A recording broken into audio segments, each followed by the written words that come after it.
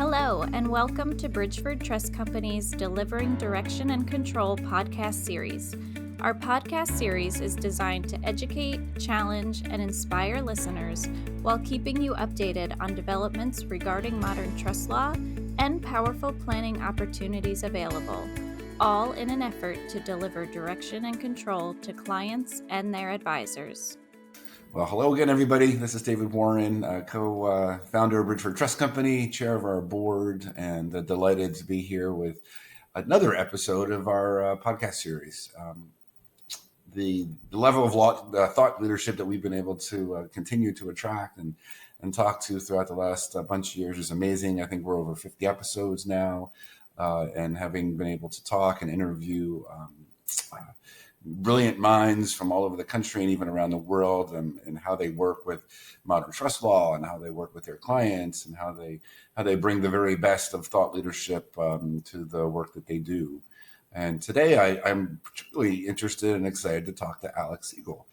Alex and I had a great opportunity to work together on what is now, I believe, a mutual client. And I was so fascinated by his expertise and sort of the niche that he and his firm cover. And we're going to get into some detail there because it's a bit of a passion point actually for us at Bridgeford, because he focuses on representing artists and how to best make sure that they're doing the planning necessary to protect them, to give them the optimal tax benefit, make sure they're getting all the privacy they deserve.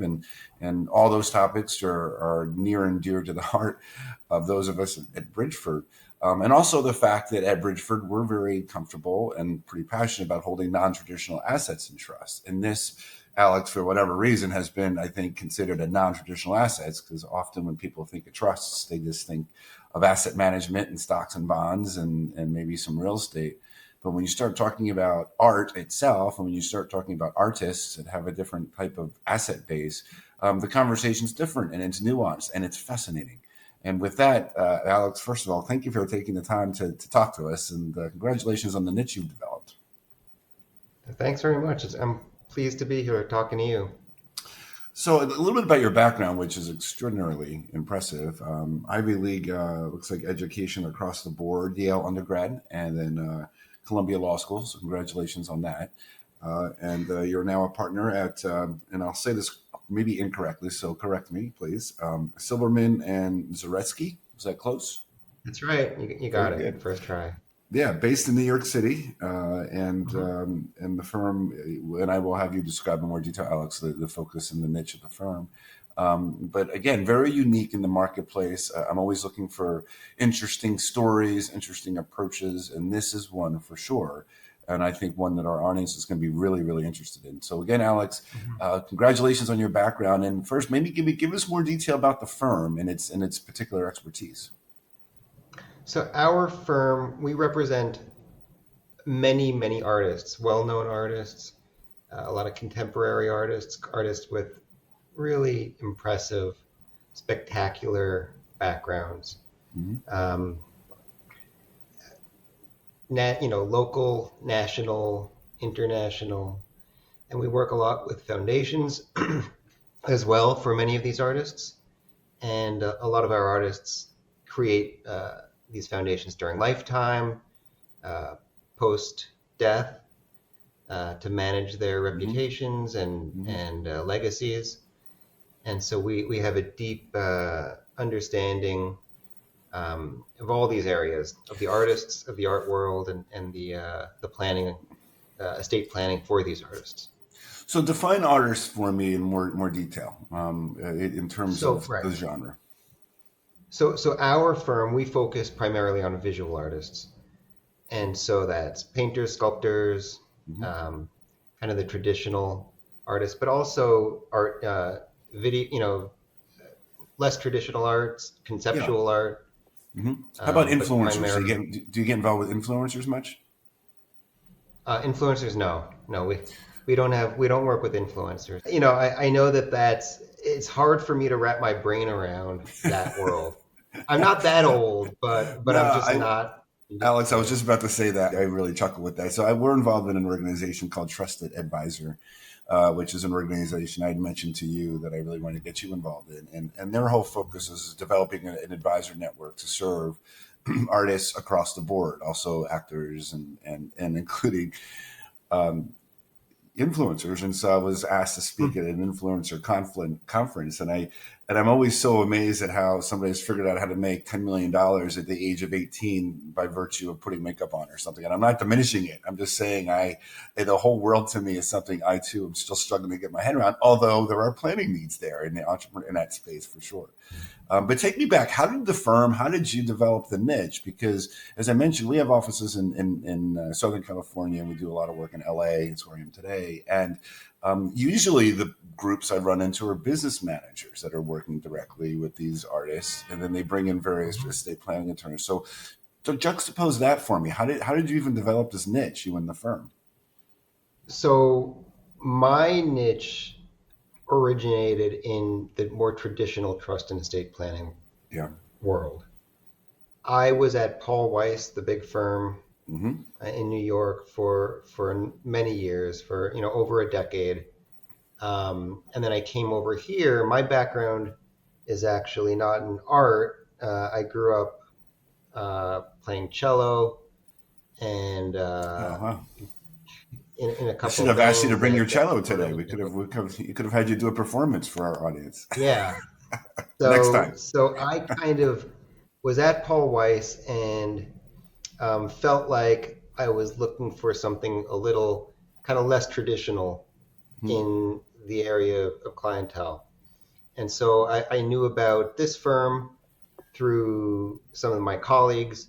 This firm was started by John Silberman, who also was at Paul Weiss for a number of years. He came over here. He has a deep background in the art world.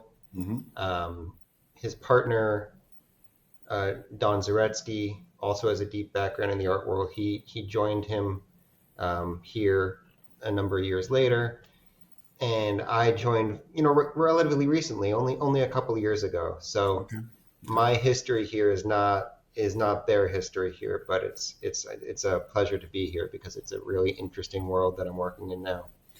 Well, very dynamic, which is a great segue, because I wanted to get into nuances or aspects about this particular demographic that maybe makes things a little bit different. I mean, I'm a lawyer by training. Of course, I own a trust company. I understand what estate planning is, but I'm always so intrigued and fascinated by how that estate planning approach kind of changes if somebody's focused on physicians or artists or athletes. I mean, there's different things people are concerned about.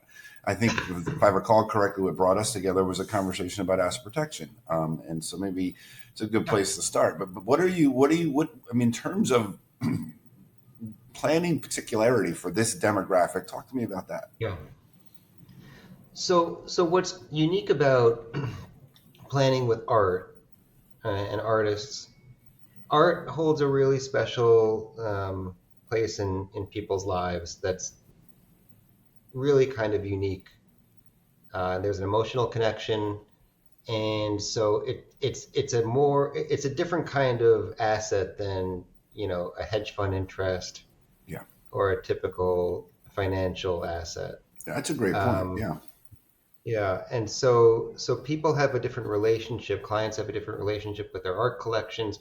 Artists who've created the artwork obviously have a deep connection with what they've created. They've developed it and formed it themselves out of themselves. And so so that kind of sets it apart, first of all. Another really kind of unique thing about art is that it has a lot of value potentially. It can have a very high sticker value. And for estate planning, that can give rise to a very high estate, a significant estate tax. But you can have this asset with attracting a very high estate tax without the cash necessarily to pay that estate tax, because it's all tied up in these incredibly valuable works. I was going to ask you about that. Yep, absolutely. That can't just be sold. A lot of these works can't just be sold, right. Especially if there's a ton of works by the same artist. it's not so easy to just go out and generate liquidity through sales. So there has to be really kind of special and unique planning to deal with that particular illiquidity issue. And so that's one of the things that we really try to focus on, that we try to deal with, both the emotional connection that people have with their collections and the practical estate tax issues that arise. Well, and I already mentioned it, but I think also, at least where I want to get into first is the asset protection piece of it, because we know that the high value of their work makes them a target, right? And so the question is, how do we best protect this asset from nefarious lawsuit or any sort of unjust creditor claim, and I think certainly in certain jurisdictions like where we represent South Dakota, there is a domestic asset protection trust, of course. There's also just placing it into an LLC. So what have you seen in terms of your practice when somebody comes to you and says, listen, I'm really worried about protecting myself here because I'm getting I'm getting a big reputation and I'm a target. And so let's get into that a little bit. Mm-hmm. So one way to protect the artwork, a person's collection of work, is to create an asset protection trust in a jurisdiction like Alaska or South Dakota, and really kind of protect that work, that collection of work, from potential creditors down the line by setting up a trust there, for example, and contributing the work to the trust directly or to an LLC, which in turn is transferred to the trust. Sure. And something to keep in mind also, though, is that making gifts of artwork, it has a pro and a con to it. The pro is that you can, first of all, move it out of your estate, which is a big boon for estate tax planning. You move it down to a future generation free of estate. Right. You pay, to avoid the estate tax at death. You avoid all the appreciation from the date of gift through death. The downside is that anything you give away today, especially with something like artwork, it's relevant. You're not getting the step up in basis at death. And so that's sometimes something that clients should consider, because if you're looking to sell the work post-death, if you're looking to hold on to the work as an important piece of your collection, that's one thing. There's a great estate tax planning benefit to moving it out of your estate today via a gift. If you're looking to possibly sell the work in the future, you lose the step up in basis at death, and therefore you're paying a higher income tax when it's sold post-death. So there's two things to think about in that regard. But the asset protection component is really a unique. When we spoke, I think we spoke a couple months ago to begin with, dealing with an asset protection issue. That's something that is kind of an element separate from the tax planning element. Sure. Right. So it's something that I agree. I didn't mean to interrupt you. I was going to say I agree. I think in some sense they're both a form of asset protection, just in a different way. But you make a great distinction. I'm intrigued by valuation and how, because frankly, I don't have obviously the experience you have. So. Yeah. And I know both of us aren't market experts, but does the same sort of analysis apply to creations of art relative to discounting and the ability to come up with a value that makes sense, that isn't so tax onerous? And I'm sorry that I don't know the answer to that question, but it's something that I thought about before our podcast this morning, because I don't know the answer. I'm sure a lot of our audience doesn't know. So explain to me how that happens. So there is there's a similar discount that you can take for more traditional assets. Okay. If you're making a gift, for example, if you're moving assets like financial assets to an LLC, partnership assets to an LLC, there are restrictions on the LLC as to transferability or management, and you can rely on those more traditional lack of marketability, lack of control discount when you're transferring an LLC which owns or interests in artwork to a trust. You can take advantage of those more traditional discounts. Okay. There's another discount that's a little more unique to artwork, which is the blockage discount.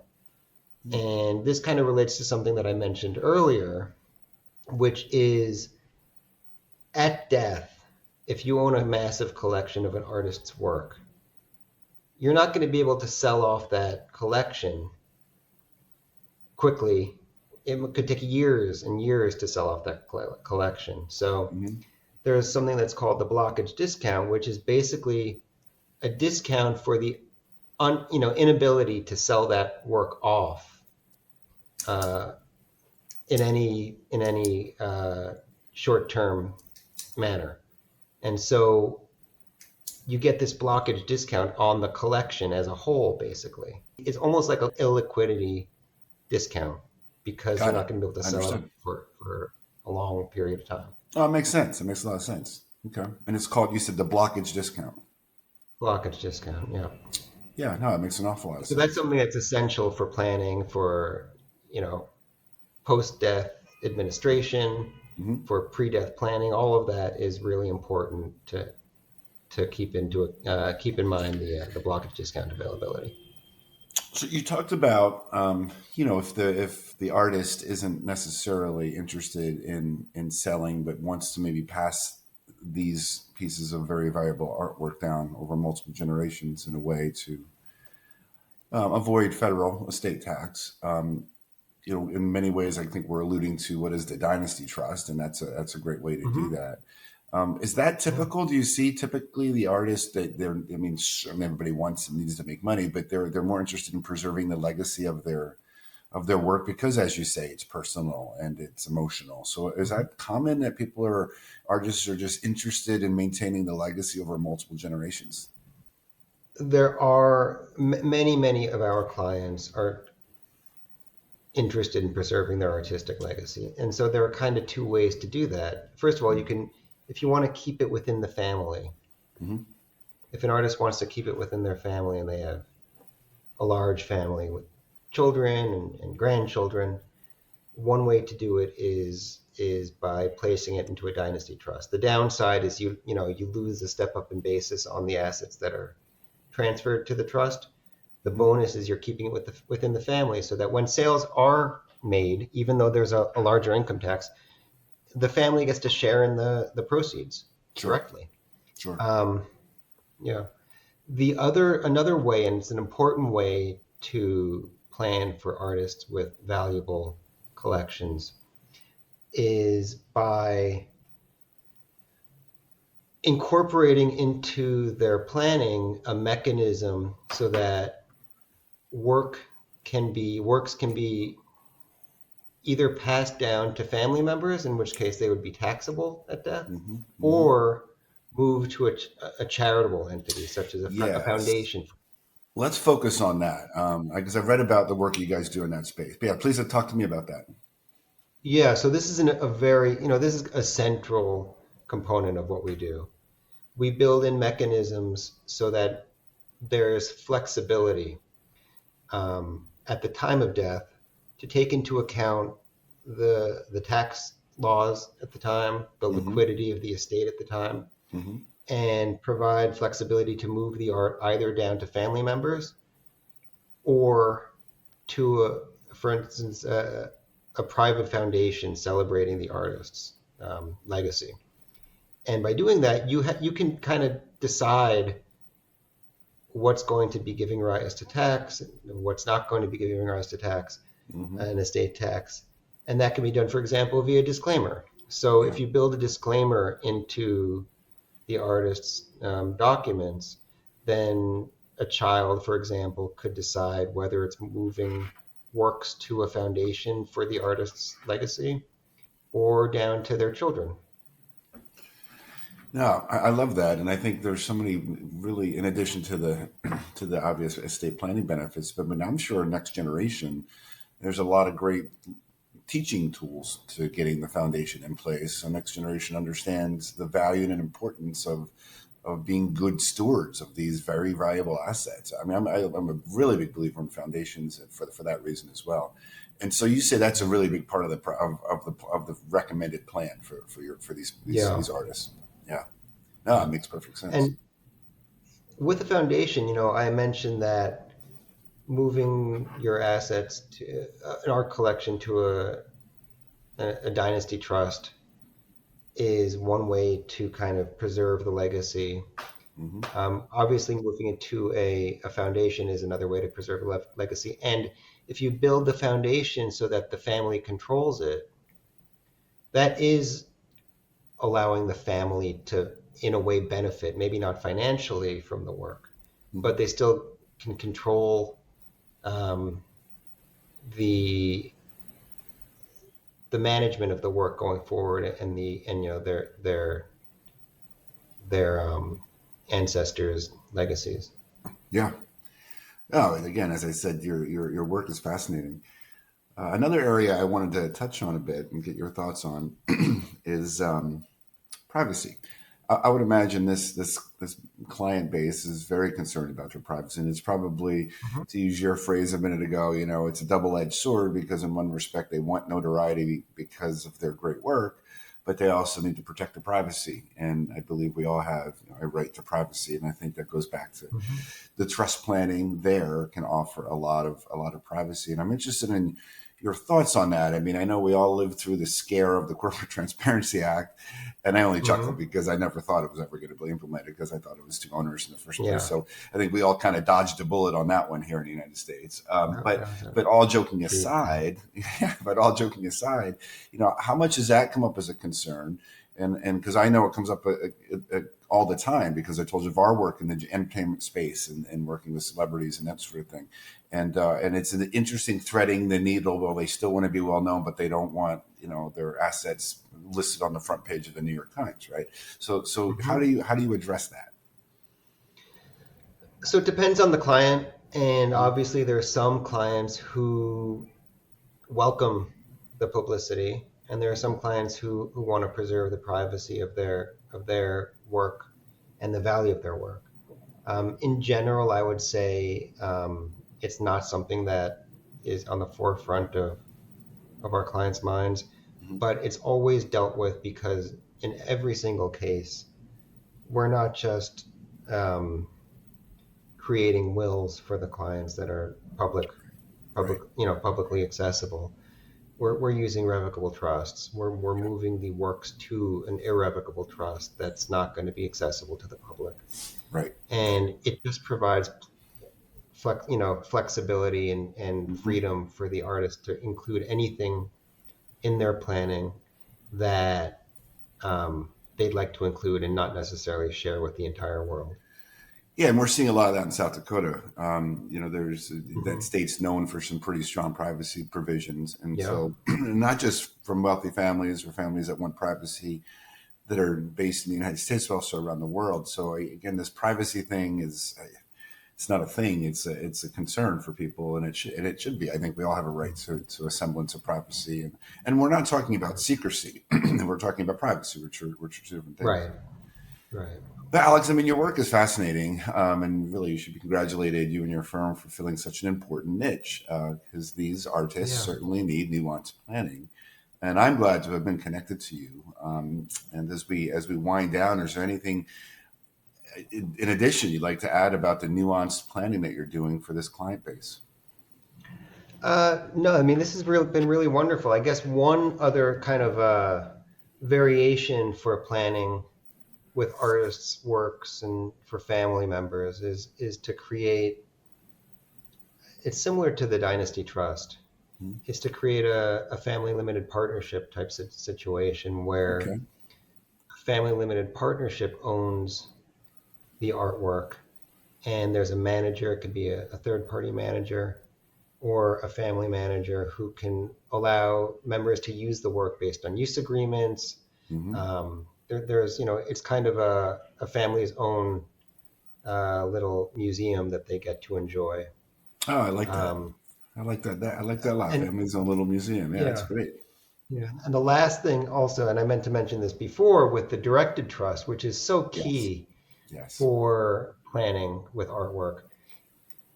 One of the problems with, for instance, in New York, if you wanted to create an irrevocable trust that holds an artist's works, is that the trustee has to both deal with distributions.